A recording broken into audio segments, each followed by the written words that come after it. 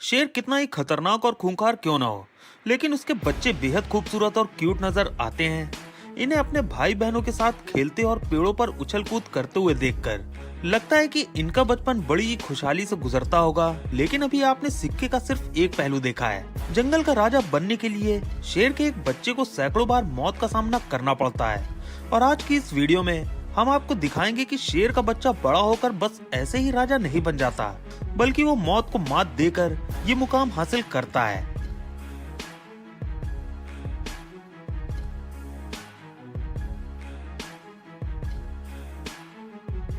जंगल में शेरनी इसलिए भी इज्जत की हकदार होती हैं, क्योंकि ये अपनी कोख से जंगल के राजा को जन्म देती हैं। अपने बच्चों को जन्म देने से पहले मादा को अपनी डाइट का खास ख्याल रखना पड़ता है। ऐसे में ये पेट में पल रहे बच्चों की खातिर किसी भी जानवर से भिड़ जाती हैं। करीब 120 दिन तक प्रेग्नेंट रहने के बाद जब बच्चों को जन्म देने का समय होता है, तो शेरनी अपने परिवार को छोड़कर किसी गुफा, घनी झाड़ियों या फिर एक मान में रहने के लिए चली जाती है। इसी जगह पर जंगल के राजा जन्म लेते हैं और यहाँ तब तक रहते हैं जब तक कि ये झुंड को ज्वाइन करने के काबिल नहीं हो जाते।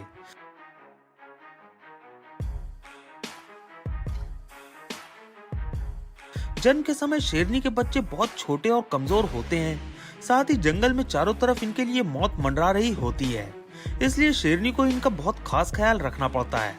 वो दिन रात चौकन्नी रहकर इनकी रक्षा करती है।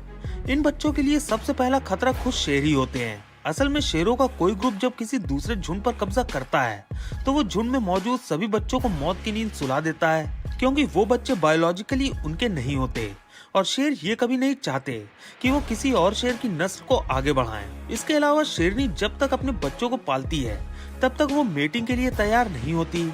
ऐसे में सिर्फ मेटिंग करने की खातिर नर शेर उसके बच्चों को मार देते हैं।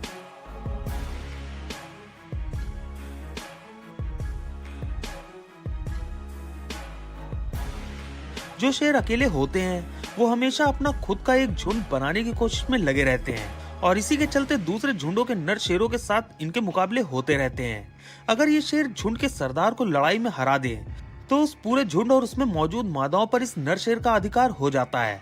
और एक बार अगर ये लीडर बन जाए, तो इनका सबसे पहला मकसद मादाओं के साथ संबंध बनाकर अपनी नस्ल शुरू करना होता है। अब क्योंकि मादा सिर्फ तभी प्रेग्नेंट हो सकती है जब उसके पास पालने के लिए बच्चे ना हो, इसलिए ये नया लीडर झुंड में पहले से मौजूद सभी बच्चों को मौत के घाट उतार देते हैं। ये नया लीडर आमतौर पर सिर्फ उन्हीं बच्चों को अपना निशाना बनाता है जिनकी उम्र 9 महीने के आसपास या उससे कम होती है।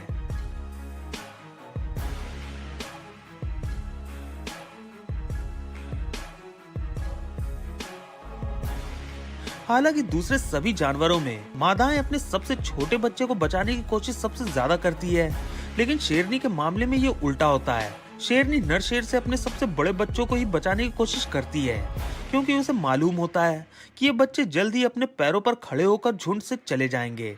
नर शेरों के पास सिर्फ 2 साल का समय होता है जिसमें वो पिता बन सकते हैं, जबकि मादाएं हर 2 साल में सिर्फ एक बार बच्चों को जन्म देती हैं।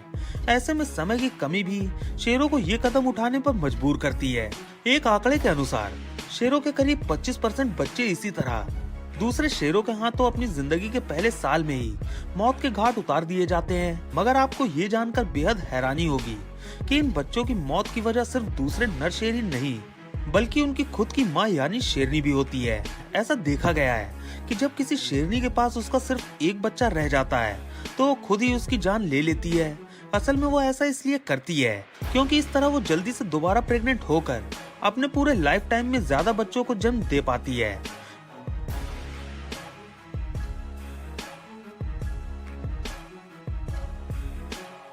इसके अलावा ऐसा भी देखा गया है कि शेरनी का बच्चा अगर कमजोर, बीमार या अपंग होता है, तो उस सिचुएशन में भी शेरनी उसे या तो मार देती है या तो फिर ऐसे ही मरने के लिए छोड़कर चली जाती है। शेर और शेरनी के अलावा इन बच्चों का दूसरा सबसे बड़ा दुश्मन जंगली भैंसों को माना जाता है। ये गुस्सैल भैंस अपने भविष्य के खतरे को कम करने के लिए अक्सर शेर के बच्चों को मौत के घाट उतारती हुई दिखाई देती हैं, क्योंकि इन्हें पता होता है कि शेर का बच्चा बड़ा होकर इन्हीं का शिकार करेगा। असल में जंगली भैंस शेर के सबसे पसंदीदा शिकारों में से एक है, इसलिए शेर के बच्चों को मारकर ये भैंस अपने फ्यूचर के खतरे को टालने की कोशिश करती हैं।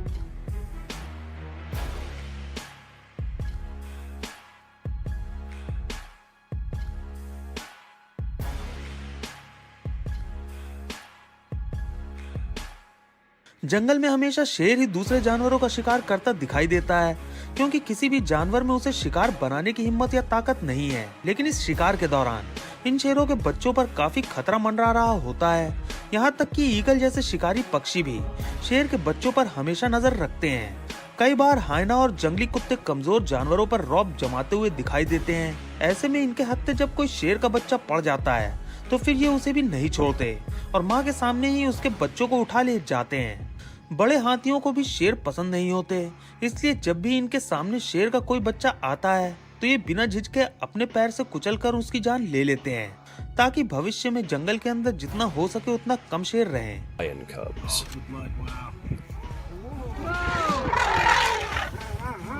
Run, babies! दूसरे जानवरों के बच्चे चुराना बबून की एक और पुरानी आदत होती है और मौका मिलने पर ये शेर के बच्चे को भी नहीं छोड़ते हैं। अब ये इन बच्चों को क्यों चुराते हैं ये तो कोई नहीं जानता, लेकिन इनके साथ लंबे समय तक पेड़ पर भूखे प्यासे रहने और तेज गर्मी से शेर के इन बच्चों की मौत हो जाती है। अफ्रीका के जंगलों और मैदानी इलाकों में जानवरों को हर रोज पानी पीने की जरूरत पड़ती है, लेकिन अपनी प्यास बुझाने के लिए इन्हें पानी में मौजूद मगरमच्छ जैसे खतरों का सामना करना पड़ता है, जो इन जानवरों की ताक में हमेशा ही घात लगाए बैठे रहते हैं।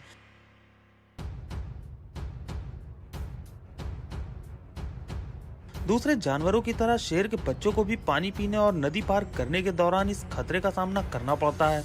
शेर का कोई बच्चा अगर नदी पार करते हुए अपनी मां से बिछड़ जाए तो मगरमच्छ इस मौके को बिल्कुल नहीं गंवाते हैं।